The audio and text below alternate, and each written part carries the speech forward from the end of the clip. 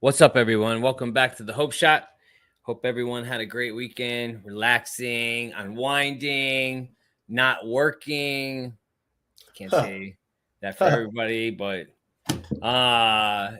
doing some self-care, some rest, whatever that looked like. If you guys just jump on and say what's up, let us know you're here. And I'm going to go ahead and get Caesar to read that clarity statement. First, I just want to.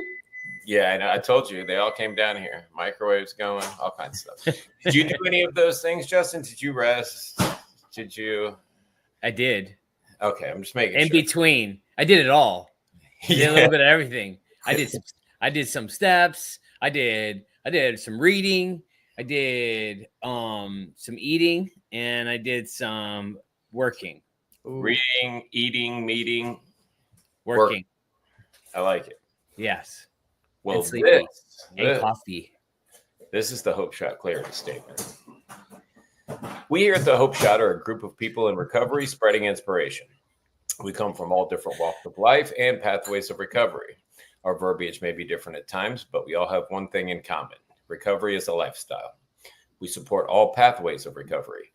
It doesn't matter how you get from A to Z, just get there. And thank you for being a part of our Hope Shot family. Thanks, Caesar. You're really good at that. Now you can check that off of your list for the weekend's to-dos, you know? I know it's long, right? Oh, no, not this weekend. No. I did a whole lot of nothing.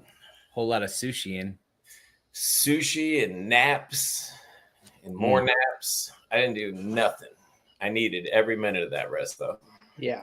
It's great. Nate, what did you do? What'd you do this weekend? Surfed on Saturday morning, caught some of that Ernesto swell, and then we had the Unity dinner downtown. And, how was that? It was awesome, bro. Yeah, there was 100+ people there. It was a really good group, man. 2 good speakers. Got to connect with some people I haven't seen from the other my old home group, so it was fun. Where'd you guys hold it at? It's at Circle Church. Oh, gotcha. Cool. Awesome. Next year I'll join you. It's once a month. Oh, is it? I was just about to say no. You could come any month. I thought you guys did that once a year. No, it's not that kind of Unity Day thing. It's just the Unity meeting. So a different home group does the Unity meeting each month. Gotcha. So it's Nate's home group that ran it this time. Yeah. Gotcha. Do you have pizza? No. Public stuff. No. He said he ate pizza. Hey, yeah. Hey, doors opened at 6:00. Food was gone at 6:13. Yeah. $460 worth. Yeah. All right. Well, keep me in the loop. I'll come next one. Keep me in the loop. Let's see. We got some peoples. We got Wayne Scott. What's up, Wayne? Good to see you. We got James Frank. Good to see you, buddy. We got Travis from Oregon. What's up, my friend? We got Christina. Good to see you. We got Lynn. Howdy. Hi, Lynn. What's up, Lynn? We got Jamie. And, James says, yeah, y'all, I was hungry. Yeah, man. So tonight, we're going to be talking, we come up with these topics by reading stuff, I mean, we ain't get them just struck a lightning out of somewhere, but this one reading that I read the other day, it was really good, man. And it was just like, I shared about it the other day, and I've been talking about it a little bit, and I guess I want to share it with y'all because it's like, what are we investing a day in our life in? It's like, what are we exchanging this day, like today was Sunday, what did we exchange it for? You know, because everybody has a timestamp. We don't know what that timestamp looks like, you know, but it's still a day in our lives that we're giving up, you know. And what are we giving in? What do we get? What are we exchanging that for? Are we sitting here in the fear and worry and doubt and all the negative vibes that come along with you know, with the you know, the disease of addiction, you know, the things that are spinning around in our head telling us that we're not good enough, you know, are we sitting in that and just stewing in it, you know? And like all the time, man. I remember when I was in my addiction, dude, I would sit in these emotions, this fear, crippled forever of like the world around me, the people going out in public. I mean, you name it. I was just fear struck. I was, you know, entertaining the scenarios from the past, you know, the replaying of the things that have happened to me. Like I remember sitting there for like 3 years in this resentment, man, just like straight 3 years in this resentment, playing it over and over and over and wondering what people thought about me. And like, I can't go around these people and how dare they do this to me and da da da da da da da da da da. Forever. It kept me stuck and using and just kept going on and on and on, you know? And we can still do that without the use of drugs and alcohol. It's we could sit here worrying about what other people think, worrying about what they're saying about me. I'll never be this, I'll never be that. I can't do this. Oh, look, I failed again. I failed again. I failed again. You know, and letting the rat race happen. You know, and I think the most important thing to think about, you know, I'm reading this. I actually just finished this book, you know, and it really stuck with me, and it's been stuck with me for a while. It's like, it says in there, it's like, we're on a floating rock in the middle of nowhere, spinning in the middle of nowhere, you know, and I'm caring what this dude thinks about me or how I look in front of people, or, you know, and like trying to overcompensate for my awkwardness, you know. It's like, who cares? Just let yourself be free, you know, let yourself out, let yourself go, you know, stop holding on to these things that want to hold you back from being free, you know? Yeah, Caesar, jump in. You want to hear something awkward? if you're I, on the phone, I know you, so you're on the phone with a customer and you just clicked over to them from your wife. And they're like, all right, man, have a good day. And you go, I love you too. Hang up the phone.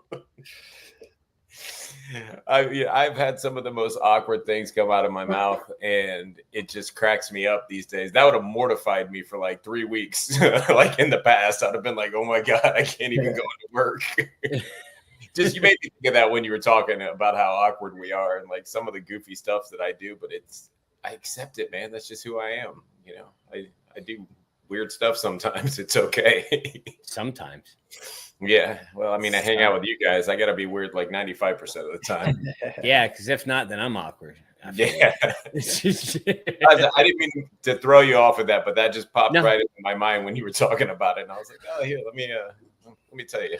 No, you could jump in. Whatever. You didn't throw me off. I'm perfectly okay with people jumping in, you know? But yeah, it's, you know, it's stuck with me, you know, and it's like, also, you know, it's like, taking care of ourselves, or do we feel not worthy enough to be doing stuff for ourselves, you know, doing, you know, being around people, you know, showing up to certain things, doing certain things. Do we not feel deserving enough? Do we not do, you know, take care of ourselves? You know, girls go and get the nails done, getting hair did, you know, guys, you know, spending that extra dollars on, you know, getting a haircut or buying a pair of pants that you desperately need because you got some freaking holes in it, you know. You know, it's all about it, man. It's all about making yourself feel good in the proper and positive ways, you know. What are we doing today to nourish that? So anybody want to jump in real quick? Nathan, why don't you go? Me? Yeah, you. Oh, let me put the thing up too. Let's make it real awkward. Yeah. Yeah, I know. I know. I sneezed the other day, and Danielle said, "God bless you," and I said, "You're welcome." Yeah, that part. That part right there. Or get on a plane, they're like, "Have a nice flight." I'm like, "You too." Yeah. I do that all the time. Like, and I'm like, wait, no, that makes sense. That's not what I mean. How you doing? You too. Yeah. Yeah. No, this is a cool thing. I know the reading Justin's talking about. I should grab it real quick. I should read that, Justin. It was. Hold on a second. One moment. I mean, I would read it, but I'm not. I would say nobody better to do it. He can. Yeah, I would butcher it. It would make no sense to anybody. I would skip words, everything. I'd be like, oh, let me. It was start Monday, over. right? Was it Monday or Tuesday? August 14th. 14th. Okay, yeah. Oh, I don't have my glasses. All right. It says, what I do today is important because I am exchanging a day of my life for it. We show self-respect in how we choose to spend our time. Do we give tasks the time required for our best efforts? Or do we feel unworthy of quality work? Do we have a right to stop working and just play? Are we worth spending time with, just ourselves? Or do we feel meaningful time is only spent with others? Are we worth caring enough about to enjoy bathing, grooming, or getting haircuts? Do we care enough about ourselves to see a dentist or a physician when needed? Choices about how we use our time are basic ethical and creative choices. Beyond self-respect and care, we need to put time into our day for nourishing and enriching our spirits. We do that by reading something thoughtful or meaningful, talking to a friend about the events and feelings of our lives, listening to music, fixing a pleasant meal, exercising, and giving unpaid time and energy to worthwhile causes. I am grateful for the gift of another day, and I will live it creatively and respectively. Yeah, that resonated with me as well. And I always go back to I was just talking to a friend today about that. They dropped their kids off for a play date with Wesley, and we were talking. He's like, because I'm living in this beautiful home now, and he's like, did you ever, has it sunk in yet? I'm like, no, actually it hasn't sunk in, because I can remember a time when I'm in solitary confinement inside prison. So I'm like locked up even more than the prison I was already in. And it's the middle of the summer. There's no air conditioning. You have to wear full uniform from 7 till 5. And it's sweltering, 130 degrees. You can't even write a letter. You have to wait till nighttime to write because you'll sweat on the pages. And I had just gotten beat the shit. I got the shit beat out of me. You know, I got all kinds of gnarly stuff. I don't want to go into detail, but it was pretty bad, right? I got beat up by these guards. And I just remember being in there and thinking to myself, like, this is my life. This is it. You know, like this is what it's come to. And if I could get my hands on a book or read something, or, if I would read this about these families and with these homes and this life that I just couldn't conceive of it, not only couldn't I wrap my head around, I couldn't wrap my head around the idea of me being anywhere else than where I was and being anything other than who I was. I didn't think I was worthy of anything else. Right. And in that mindset, I was listening to this on the way to the East Coast to surf on Saturday morning. I was listening to this Mel Robbins podcast, and it was talking about mindset, right? And that we see through the lens of, our thoughts, how we perceive ourselves. And so if I'm, filled with doubt and no self-worth and low self-esteem and fear and insecurities, I am going to see through the lens and attract, and that stuff is going to become, more presence in my life. It's a scientific, law of attraction. Kind of like if you see, you think about, buying a car, and you get this idea of what car you want, and you start seeing that car everywhere, right? It's same deal. But anyway, my point is that I was accepting of settling for less. I didn't have much to give, so I was okay with not getting much back. Um, you know, as long as I could get something to make me feel okay, a substance, a drink, attention, some external, you know, circumstance that would validate, me not being the complete scumbag that I thought I was, I'd feel better. So this is like the mindset that I bring into recovery. And, I start this journey like in negative. I have these glasses on that just distorts my perception. I see through the lens of self-centeredness, fear, insecurity. I am so consumed by how you see me, what you think of me, how I look outside. And because my insides are destroyed, I have no semblance of security or consistency or dignity, anything like that. So it's no wonder, that, when I come in here, like, I need direction. I have to get to a place that I'm even considering the fact that I have something to exchange, at all. I think I don't have anything to give when I come in here. And to be honest, it's pretty, that's pretty accurate, but that's the beauty of recovery, right?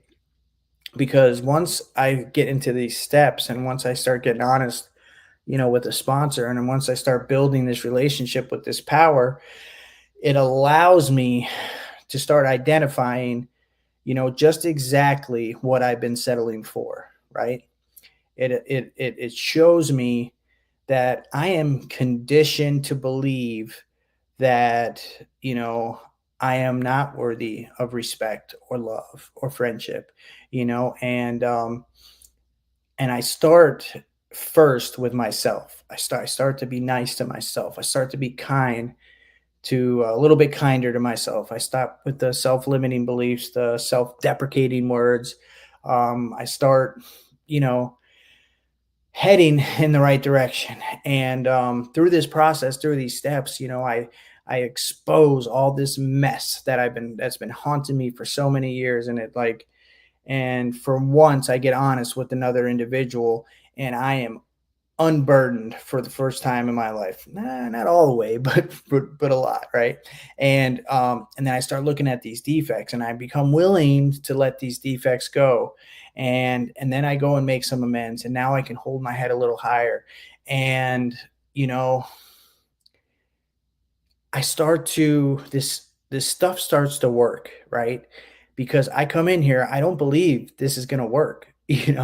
I've been shown time and time again that that I am going to fail. I am not going to follow through. I am not good enough. I am not deserving of anything different than what I've been settling for. And when I start to actually do the work, I'm the guy that says, this shit never worked. It doesn't work for me. AA, NA, I've tried them all, church, nothing works. And it doesn't work because I never did it, and when I finally start to do it, I get the results from it. And I finally start to believe that I am worthy of recovery. I am worthy of love. And then, only then, can I really start to see the beauty of each moment, of each day. What a gift that I have been blessed with, and it has nothing to do with, the job I get back, or the relationship I get, or, the amended relationships, which is a beautiful thing, but it has everything to do with, I start to feel good about who I am. I start to not be ashamed of the person looking back in the mirror. I start to have some dignity, some integrity, some honesty. And finally, I'm in a position to be a friend, to be a brother, to be a part of, in a way that I can start accepting, that this universe has something to offer me just as much as I have something to offer it. Because as long as I don't believe I have anything to give, I'm not going to get much, And that transition, I don't know exactly when it happened, but I know it did, because I just found myself, not being able to lay my head down and fall asleep at night, being able to accept these gifts of recovery, being able to be vulnerable and open to the idea that I was, worthy to own my business. I was worthy to, enjoy the passion I found in surfing. I was worthy of a relationship, that I could, this idea that, you hear it all the time, one day at a time, one day that shit used to drive me nuts. I hate that shit. What are you talking about, one day at a time, man? All these little pithy sayings, these slogans that used to drive me nuts because they were true. They were completely accurate. If I am not living in this moment, then how can I potentially experience any semblance of like freedom or joy or contentment? That is my journey. Like I have this, pattern of being 1 foot in the past, 1 foot in the future. And I'm all uncomfortable, So I love it. In literature, they talk about irritable, restless, and discontent. That's before I take a drink or to do a drug. This is my default, mode is this feeling. So how do I get centered? What do I do? I believe for me, it all started with unblocking, and that comes through the process of the 12 steps. For me, that was my personal journey. And then I build this relationship with this power. And then through that relationship, I finally start to realize that I don't need anything or anyone to validate who I am. I begin to love myself. And with that, I can finally start receiving whatever gifts this world has to offer. What a beautiful life that we get to live. Last night there was like 100 people there, man, and there's people I haven't seen in a long time, and there's this new guy, and I can see this guy is crawling out of his skin. He is crawling out of his skin, and I get that, man. The freedom, and I forget about it. That. I don't want to live. I don't want to be sober one day at a time. I want to be happy, joyous, and free. I want to have the freedom, to not be caught in my head with resentments, fears, insecurities, social anxieties. Although these things will always, pop up, thank God that we have a solution today, because the greatest gift I've gotten, which I can't even count how many blessings I have, has been that ability to be okay with who I am right now. True humility, right? I am enough. I have enough, and there is enough time. I was writing today, and I'll end with this. I'm being a little lengthy here, but I was writing this morning, and I was saying, I'm always wanting to, be more secure, have more money, be more accepted, be more loved, and where I need to get is to understand that I am already all those things. I already have everything I am meant to have. And if I can stay in that mindset and just show up, do the next right thing, then, I'm truly like exchanging this day, with a heart full of like service and love, but if I come into this day thinking, what are you going to bring to me? What can you give me? I'm going to be left wanting, man. So for me, the best exchange I can do on a daily basis is what can I bring to the table today? How can I show up and be of service? What can I give today? How can I be a host instead of a guest? And if I'm in that, I'm not always there, but when I'm there, that's when I'm truly getting that good exchange, the good ROI, as Justin calls it. Yeah. Sorry, guys. That's all right. It's not release of information, is it? It's return. The other one, man. All those acronyms screw me up. But he said ROI, and I was like, what do you mean? Return on investment? Why are we talking about that? It was release of information. But whatever. It was pretty funny when it happened. Nate, you're talking about freedom. It's like happy, joyous, and free. And we think once we put the drugs and alcohol down that it's all of a sudden it's going to be magically that way, with the promises and this, that, and the other thing. Like, why isn't this stuff happening for me? Why? And it's like, man, we are holding too much. We got baggage, man. We got to get rid of the baggage. We got to get rid of all the baggage that we're holding on to, man. We came in here with a shitload of baggage. And as soon as we hit that door, man, we got to start unloading it. We got to get it off, to truly be free. The drugs and alcohol was just surface level stuff, man. It was just like the clothes, it's just surface level, but be truly free, man. And enjoy this life, man, that we're given is, it's a gift. You take my solution away, you want to see me messy, take my solution away, which is drugs and alcohol. And that is my main problem, not drugs and alcohol. It's staying staying sober problem, facing life without any substances in me problem, Yeah. Let me read some comments. Let's see. What's up to Karen? What's up, Karen? I did that at work. I said it to my boss who had called in to check on things. Let's see. We got Erica in the house. God bless you too. Thanks for being here. Good to see you. We got Big Papa. Biggin. What up, Steve? Big Steve. Yeah. Look like you got a new YouTube account. Got a new handle in here. New handle. There you go. That's Biggin right there. Yeah. Biggin. Love you, buddy. Christina says, I spent the morning at church and then went and napped and just relaxed. Much needed for me. Yeah, that's what I'm talking about. Sounds like a great day. We got, you're freaking me out, bro.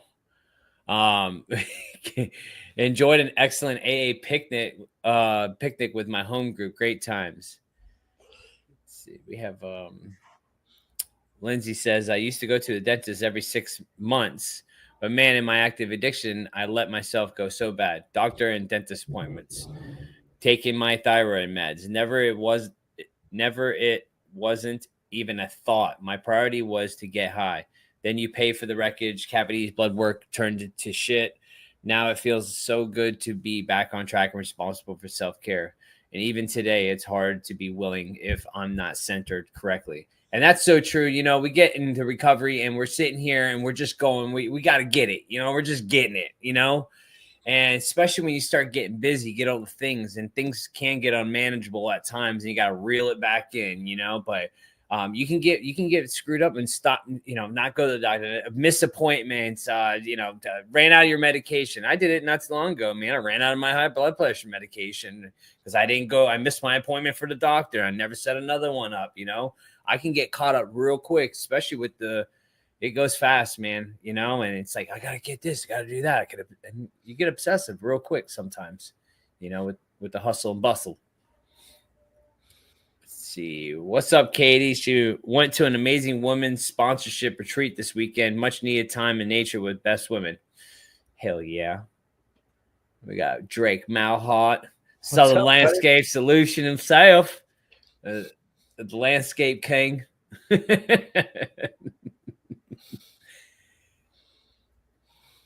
Let's see. We have Aaron says, man, we are having to remind people in our lives all the time that you just have to do it one day at a time, sometimes 1 minute at a time. That's a fact. We got Nelly. What's up, Nelly? Good to see you. Thanks for being here. We got Wayne says, Nathan, all that was perfect. Then you're not the only one that goes through that. Yes, we have proof that we're not. We got Rudolph. What up, Rudolph? We got Laura says, ending this weekend with a better perspective. Thanks, guys. And we got Mrs. Rodriguez herself in the other room, hitting buttons on the microwave, maybe? Not anymore, but did. No. And we got Anna. What's up, Anna? I feel you, Nathan. I finally found a higher power who makes me feel satisfied instead of wanting. There you go. That's what's all. Wait. One more person. Kevin. What's up, Kevin? What time is Recovery Center open? 9 a.m. tomorrow. 9 to 5. Monday through Thursday. Fridays appointments only. Good job, Justin. You didn't say 9 to 4. Shh. We don't do that. We don't do that, Nathan. What's up, Caesar? What do you exchange a day in your life for? I don't know, man. I know what I used to exchange it for.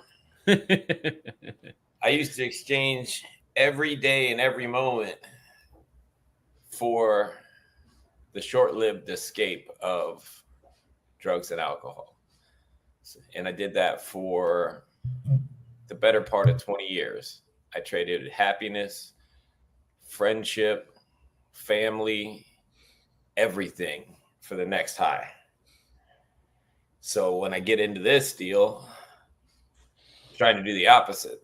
You know, I'm trying to actually live life. And at the very beginning of this recovery deal, I traded each day for a little bit more freedom, if that makes any sense. You know, I did step work, walked to meetings. My whole life for probably the first year and a half was nothing but either learning from my sponsor, doing step work, going to meetings, and then it grew into service work. And I don't know about y'all, but like I was addicted to service at the very beginning. Like I thought it was the coolest thing in the world that I had something to offer. But that foundation of just hitting the meetings, getting connected, going into the rehabs and the detoxes, all those things, that's what built good self-esteem. That's what made me feel okay with myself. You do enough good and it will wash away the bad. Like it's a fact. I'll go back to the same thing I always say. You want to get good self-esteem, you got to do esteemable acts. That's all there is to it. You know, and I had no self-esteem when I came into this thing. You know, and I went from trading my life for a high that was destroying my life to trading minutes and hours in days for freedom that I get to experience on a daily basis. Early on, that just for today or that one day at a time thing, I needed that though, Nate. Like I needed that because my mind I couldn't conceive of forever. You know, like my sponsor took me out of the rehab and we were going somewhere and it was football season and we drove by this bar. We were in Tampa. We were going to a meeting and we drove by this bar I used to go to and everybody was out there on the porch. And when all the TVs were on, it's football season. And I was like, I can't even freaking fathom. Like, what am I going to do? Like, I'm not going to be able to ever watch football again. I'm not going to be able to do this. Like, who the hell wants to go to the beach? Like, if you don't bring a big cooler of beer at the beach, like, I didn't understand, like, in like forever, I'm just going to be miserable. Cause that's what I thought. I thought that sobriety was going to be like this life of misery and being on guard all the time. And like, I don't know, keeping a triggers list in my pocket, you know, some lame ass thing that I pictured in my head, like legit, like that's what I thought from what I learned in the rehabs. And, you know, like he was like, that's what you think recovery sounds absolutely awful, and I would not be here, and I would not be sponsoring you, and I wouldn't be doing any of this if that's what my life was like. He's like, I don't hide from anything. I don't have to like not go down the beer aisle because, hey bro, there's chips on the beer aisle and I like chips. He's like, this obsession was removed. I can go anywhere I want to go as long as my motives are good. And I was like, huh. And he's like, but bro, just focus on today. He's like, you've never put together any time. Just let's just get through the step work today and hit your meeting, and then we'll worry about tomorrow. And of course, at that time, like, that's what I needed to hear. But also at that time, I was like, well, that was freaking corny. I'm going to worry about it. I'm going to go home and worry about it. Like, I'm going to think about it a lot more. But, you know, thank God for those things, and thank God for sponsors, and thank God for this process that made me realize that I do have value. I am worth it. I have something to offer. I have good self-esteem because I have something to offer. And today I trade minutes and hours for the same freedom. When I get up in the morning and I do my readings and I do these things that are good for me, when I meet with a sponsee, when I chair a meeting, I'm trading those pieces of my day for my future, because I won't have a future if I don't do those things. I'll burn it down again. I trade hours at work for some security for my family. I don't do it because it's fun. I promise I'd be in a different field if it was just for fun. But, you know, those are the things we do today. Being responsible, reliable, you know, having integrity, those things all take work. And it's like every day I have to go into my spiritual locker room and get prepped up for the game. And the more time I spend in there getting ready, the more time I spend in the spiritual weight room getting ready, the better armed I am to go out and face life on life's terms. Because life on life's terms, you know, it's not easy. I don't care if you're in recovery or not. Ask anybody. It's tough out there. If you don't got all the isms we got, it's tough out there. And then you take us and we're like, holy crap, man. Like, life will kick your ass. It just will. And we have to be armed and ready to do that. So that's what I trade my time for. It's either something for my family, something for my recovery, or something for somebody else, because those are the things that matter to me today. If I can live an altruistic life by helping other people, the reward is I in turn get to feel better about myself. I said years ago, when I'm focused on somebody else and not my own little problems and the BS problems I have today, because they're not big problems. They're nothing like the old problems. But when I'm focused on helping somebody else, I believe that my higher power is in the background, just like stitching up the wounds and pulling the problems away. When I go back to being focused on self and worrying about me and, oh man, what if I don't make enough money? What about this? What if I can't get the thing that I want? When I go into that, the problems multiply because I focus on the problem. If I focus on the solution, hey, life's good. Focus on the problem, hey, life's bad. Like Nate, my wife, I manifest it. I bring it into fruition because all I do is think negatively. So all I'm going to see is negativity, and it's going to get ugly. So, you know, Nathan and I come from a similar background. I never dreamt in a million years I would be sitting in this house. Like, it was not in the cards for me. I'd have bet everything, which wasn't much. I didn't have anything, but let's say I had imaginary something. I'd have bet it all to say, you're wrong, man. No, I won't be sitting in a beautiful house in Newport Richie on a recovery podcast. That's hilarious. You're wrong. You know, like, that's not in the cards for me. But just doing the next right thing, following some simple instructions, and keeping those things into play, in action on a daily basis, I look back and I'm like, holy crap, how far have we come? You know, Nathan, with you sitting in that house right now, I remember our last house, Kelly and I were like, I was blown away by little things. Like, I had a garage door opener and I was like, look, this opens our garage door. I love my garage door opener. Like, Like, it blew my mind. I'm not supposed to have this garage door opener. Like, it opens our garage door, and now we're in this house, and it's insane.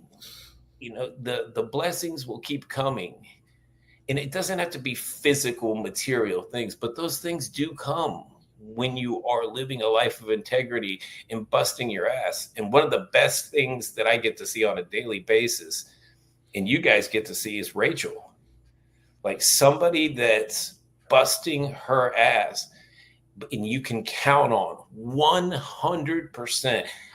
If any woman ever said, hey, I don't know where to go and what to do, I'd be like, let me just pick you up and put you over here with Rachel, because she's going to show you what's up, and I'm watching her life grow and get back all the things I got to experience.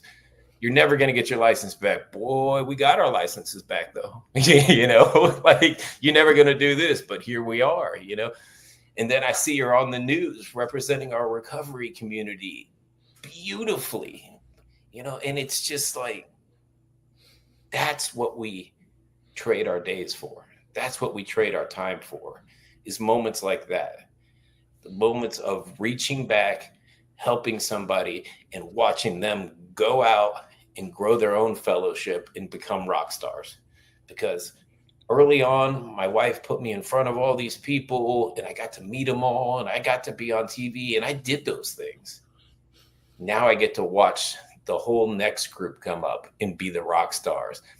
And I'm like, dude, this is so awesome. It's just, we're growing advocates, we're growing our fellowship, and we're making ripples of good where we used to send out tidal waves of negativity. And good act by good act, we're changing a community just by changing ourselves in our perspective. And that stuff gives me chills, man. Like, it's the best part of all of this. The best part's not me in this house. Best part's not you in that house. It's other people. It's like seeing Aaron last night in his golf cart. Like, how freaking cool was that? Like, those are the things that really, like, that warm my heart.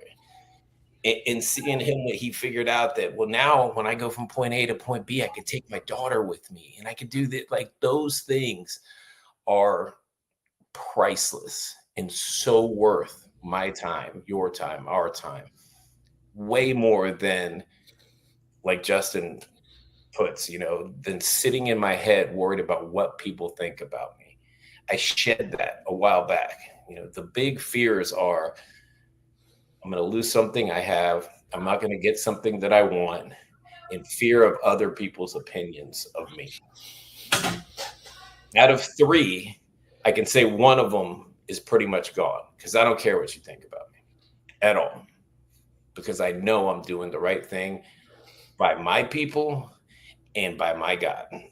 The other 2, I'll always be working on. I'm always going to go back into, but I might lose it, or I might not get it. That's a work in process. But the fact that I was able to shed that one is priceless. I'm not going to go around worried about, I don't want to open my mouth. I want to open my mouth anytime somebody asks me to speak, because this stuff is important and they need to hear us. And our testimonies are some of the most powerful things that we have to offer anywhere, anytime. Our past, that was the ugliest thing that we had, that we were so ashamed of, and that we would never share with anybody. We were in a meeting talking about the 5th step this morning. All that crap that I was so ashamed to share with my sponsor is now my biggest asset, to connect and identify with somebody, to go, it's okay, buddy, I've been there. Let me tell you where I was. And they're like, oh shit, well, if this guy can do it, maybe I can do it. And then we grow another one. So that's what I get out of this topic is, what do we trade a day in our life for? We traded to give somebody else a beautiful day in their life. And by doing so, mine magically, spiritually, whatever you want to call it, gets better in the process. Good shit. That's it. Good stuff. Go ahead, Justin. Caesar made me think of something though. Go ahead. Yeah, just real quick. Yeah, and Caesar kind of touched on it, but I was just thinking, yeah, like that exchange, like, okay, so if I want, this, my relationship to work, if I'm not willing to trade my relationship, my friendships, my recovery, then what am I putting into that? If I don't want to trade this relationship with my higher power, what am I putting into that? Am I giving adequate time to the things that are most important to me? Am I putting in the effort to be a good boyfriend, to be a future husband? Am I putting in the work? Can I truly say I have a relationship with my higher power? Or is it just something that everybody says, so I say it too? Am I doing the things that will ensure that I'm going to have another day of recovery? Am I meeting with the sponsees? Am I reading the literature? Am I doing the work? Like, if I don't want to trade these beautiful gifts that I have in my life, then I best fucking prioritize time with each of these things. I better fucking prioritize my relationship in a way that, maybe not everybody likes it, but I know that it's important to me. So I am going to show up accordingly. Right. And I'm going to, not be ashamed to talk about God, or if you want to hear about this higher power, whatever you want to call it, I am going to spend time with Buddy, because this motherfucker saved my life, man. This bitch saved my life, bro. This dude transformed my life. If I better nurture this relationship, man. This is the most important thing in my life, right? And then my recovery, am I putting in the work? Or am I just doing the bare minimum, just to get by, just to say I did it? No. And not only that, am I practicing these principles in all my affairs? Because I can go to a meeting, I can read with a guy. What am I doing the other 23 hours of the day? My sponsor always says, I share a message of hope at the meeting, and I go home and I kick the dog. Am I living like that, dude? I want to be this way all the time, right? So yeah, if I'm not willing to trade these beautiful gifts in my life, I better be making sure that I'm putting in the work to sustain them, to nurture them, to show. I could say I love you. I could say I believe in you, God. I could say all these things. They're just words. How am I showing up in my relationships? How am I showing up in relation to who I believe in, or what I want, or what I care for, what I love? I can talk about it all I want, but I need to line it with actions, right? That's it. Yeah, Justin. How does? Huh? No, just Caesar, man. Both you guys inspired me tonight. Thank you. Both of you guys, just really good stuff. So we were talking earlier about the ROI, not release of information. Not release of information. All right. It's the return on investment. It's like we talk about these things, it's like, and that is a true statement. We're investing. So exchange of a day in your life, we're exchanging it for something, and it's like, are we putting something into something that's going to make us grow or make us go backwards, And are we saying, like, Nate, I like how you said that, man. Like, how do I make amends? Like, how do I show people that I'm sorry? It's by change behavior. It's by change action. It's putting this thing to the feet, and showing action. I could talk about it for days, and I'm wondering why I'm still in misery and in pain and going through this stuff. And it's because I'm saying it, but not doing it. Just like you just said with the whole higher power thing. Am I really believing this stuff that's coming out of my mouth? Or am I just saying because everybody else is doing it? And that is some true stuff right there. Like, do you believe the stuff that's coming out of your mouth? And in that belief, are you putting it with action? And it's like, when I first got in here and like everybody was like, oh man. And I was just trying to like be a part of something, and I didn't have it. I was to fake it till you make it, and sometimes we have to do that.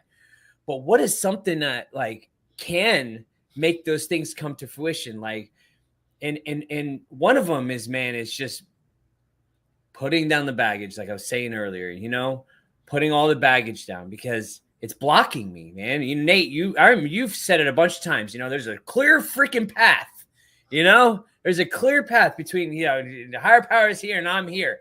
But then I have all this stuff in the way. I have all these hiccups, all these things.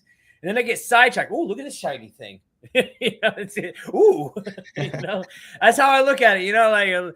Like squirrel. I'm like, ooh, look at over there. That's nice. Oh, look, she's gonna be a good thing for me. It's all these shiny things that we see, that the materialistic, the relationships. She's gonna fix me. That's my problem. The job. Instead of having that clear, get that connection, and then the things will come. The things will come better than you ever imagined. And like I sometimes I still look back and I'm just like, is this really happening? Like, do I really deserve this stuff? Yes, I do. But sometimes I have to freaking pinch myself because I feel like I'm dreaming, worldly clamors. Thank you. I'm not good with words. That's what it is. Yeah. We're like, man, I'm brand new in recovery, and all you do is recovery. Then the worldly clamors come in, like the job, the house payment, the kids, all the stuff. And you go, well, this is more important. And you go, oh, I forgot. I only have this because of that. Yep. Better go back and make this. Let me do it like this. This a priority. Me? Because I have to remind myself on a daily basis. I really do. I have to the basics and go, how important is it? Because it's never more important than step work. It's never more important than unlocking the door for the meeting. No matter what I want to say in my mind of how tired I am or busy I am, I'll get not busy real quick if I stop doing this stuff, and I'll be right back locked up where I was, and I'll have all the time in the world. So, that's true. I had a guy at rehab, and I never understood it. He said, your first priority has to be recovery. And I went, my first priority is my family, man. Like, this guy's got his priorities all messed up. I didn't understand that. I understand now why that's my first priority, because without God and sobriety, I ain't got nothing else. I ain't got nothing else to worry about. It's all gone. And eventually it's all going to go if that's what you all focused on, and it's like when we get in recovery, man, we feel like we lost something. We've been holding on. We got to catch up and make things right. And sometimes, man, we'll overdo ourselves trying to make things get back, and then we'll be so busy working because now we have all these things that we're responsible for. And now, hey, man, we're responsible with all these things. And we're like, shit, I have to, and all my time gets taken up by all these responsible things, instead of the most important one that I'm supposed to be responsible for is my recovery.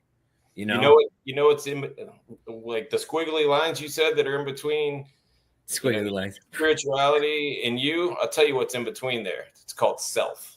Yeah. That's what it is. In many different forms, it's self. It's me. Wants, needs, fears, all the stuff that swims around in my head. As soon as I get my own ass out of the way, the path is clear. It's me that makes it into a mountain road that goes like this. Yep. And that at the end of the book I was reading today, okay, I finally finished it. Talk about the pendulum, the pendulum swinging, it's one extreme to the next. Like I could be eating a shitload of sugar. I could be really healthy, but like if I overdo myself, and this is me to a T. If I say no sugar, I ain't doing nothing. I am done. I'm over. And I'll go all the way to this extreme. And next thing you know, I'll eat the whole bag of candy, or I'll eat 5 freaking drumsticks in a row. Like I don't know, become cannibalistic instincts. It's everything. It's balance. It's balance in everything. Like it's work-life balance. It's our balancing our hobbies out, because I can go to an extreme in anything that I take an interest in. The key is keeping that first priority, my recovery, and then everything else. We juggle it, and we're hoping the balls don't hit the floor. And when you're out of balance, you do. When you're out of balance. You know what? It's also it's hard to sell somebody the idea that's early in recovery, right? That the worst possible thing they can do is go back to their family, or the worst possible thing they can do is go back to this business that they have or this job that they have, you know, but only we can understand with years experience, right? That the idea that, you know, why don't you go get a foundation of recovery first? So when you go back to the kids, you go back to the job, it's not temporary, you know, so you can shoulder the responsibility of being a full-time employer, owning a business, or being a father, being a husband. Like, you know, like I spent so long not being a part of, and now you're trying to tell me I shouldn't go be back with my family. I shouldn't say sorry. I shouldn't. No, lay your ass down, buddy. You don't have much to offer. You know, someone told me that early in recovery. They said, Nate, you are in a treatment center. You go out to work, you go to meetings. What can you possibly offer right now? And I'm like, fuck you, man. And I'm like, I have a lot to offer. And I didn't. I really didn't, you know? Hey, that's hindsight, though, because we were there and we are where we are. And most people who are defiant in nature like us aren't going to listen to that in the beginning. But I look back, when I go back to that rehab, I'm like, listen, I want you to know, I look at this fondly. This was 6 months with no family responsibilities, no job responsibilities, nothing to take my focus away. I said, right now, I know what y'all are thinking. What's this guy smoking? You know, like, but I look at it fondly, man. I had 6 months to build a foundation and I didn't have to think about anything else. And I don't know if I could have done it if I hadn't been in a place like that. The people that walk in off the streets and that have had enough of their own free will with 3 kids at home and all of that, and they walk into the rooms of whatever fellowship and they make a decision, bro, I have so much respect for somebody that's able to do that, because that is not my story. I had to have the brakes pumped for me, and I had to be picked up and put there and like put in time out and like, all right, now you shut up and you listen and you learn. And I didn't the first 4 times, but on the 5th time, I finally heard it and got it. Yeah. No. It takes what it takes sometimes, you know, and we can fight the funk. We can fight the funk and it'd be even worse, you know. But, you know, as you look back, you know, it's like, you know, all these resentments that I had for so long, they're not even resentments anymore. They're like, man, those dudes saved my life. That treatment center saved my life.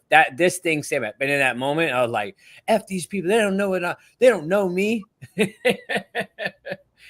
know? We know you. Yeah. They know me. They're You're like, me, I'm you. We know you. There's like 20 other ones in there, bro. Calm down.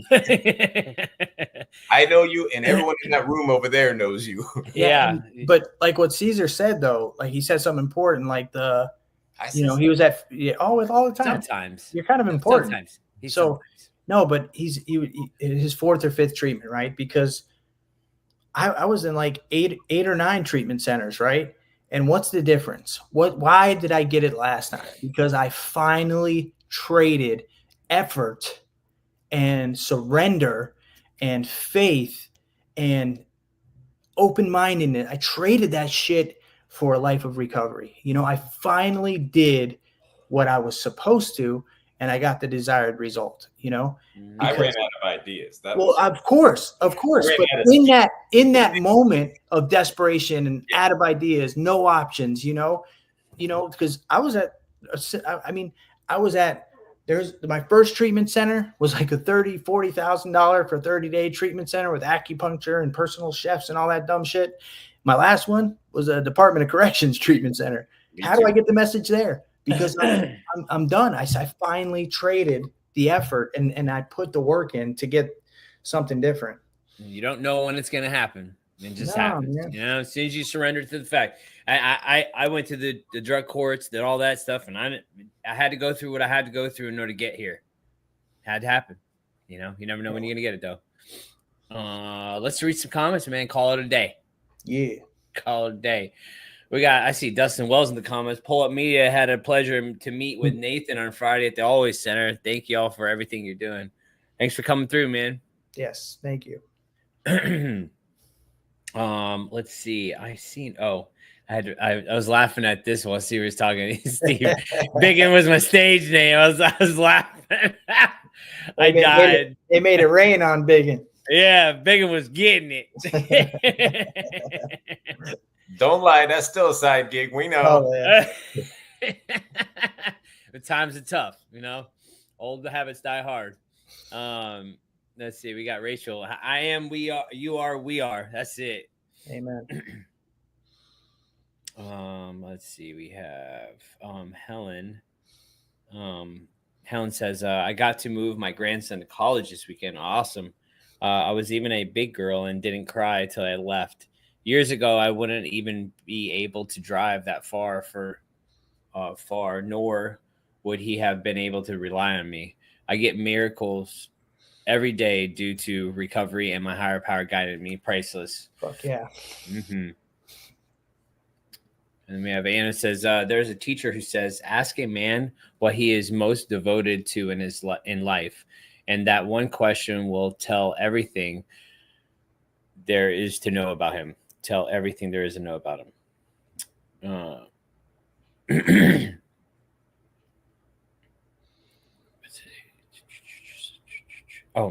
We got Laura says, exactly what happened. I went to treatment, started feeling amazing, went home, only to hear I must have been on a nice vacation. It hurts. I'm sorry. Sorry to hear that you're going through that. And we got Melissa says, talk about exchanging right now. Right now, I'm in a season of shedding a relationship that I was involved in on and off for 10 years. Stepping out in faith is uncomfortable and painful and beautiful at the same time. I'm totally surrendering it all to God, and I know He has for me. I'm no longer exchanging my heart to anyone who doesn't nurture like I need. It's not easy. That's definitely not easy. Relationships are the hardest thing we'll ever have to deal with in our lives. And it sucks. So I'm sorry you're going through that. I'm glad you're here, though. Let's see. We have... That's it. Okay. Oh, look at this. Hold on. My buddy George is on here. What's up, George? That's all. I just want to make sure that, I say, hey. Oh, and this is your father-in-law? Yay, Doug. Hey. Dougie Fresh. Oh, we got to say what's up with Scotty. Scotty. What's up, Scotty? Listen, that guy's a blessing. Yeah. Serious blessing. Have you sat down with him? Oh, yeah. It's just a great conversation, no matter what. Oh, yeah. He's the epitome of Southern landscape. Don't let him fool you, man. Don't let that twang fool you. That is a smart man right there. No, he's a great guy, man. Well, that's it for tonight. And we appreciate you guys being here and joining in and conversating with us. And I hope you guys got something out of this, man. And take something away. What are you exchanging a day in your life for? What does that look like this week? And if you see yourself getting out of character or going into that negative thought pattern and just wasting it in the negative emotions, pull yourself back out. Take some action. Figure out what that looks like for you this week. Are you doing a daily practice? I think we talk about that a lot. Are you doing something to nourish their spirit every morning, every night? What does that look like for you? And maybe change it up. Flip the script a little bit. If you're feeling that pain, you're feeling some misery, flip the script, figure it out, and get it back into it. Get the work done. Let's go. All right. Well, I love y'all, man. Have a great weekend or week. We're not weekend. Don't extend it either, unless you can, then do it. But have a great week. We love y'all, man. Peace.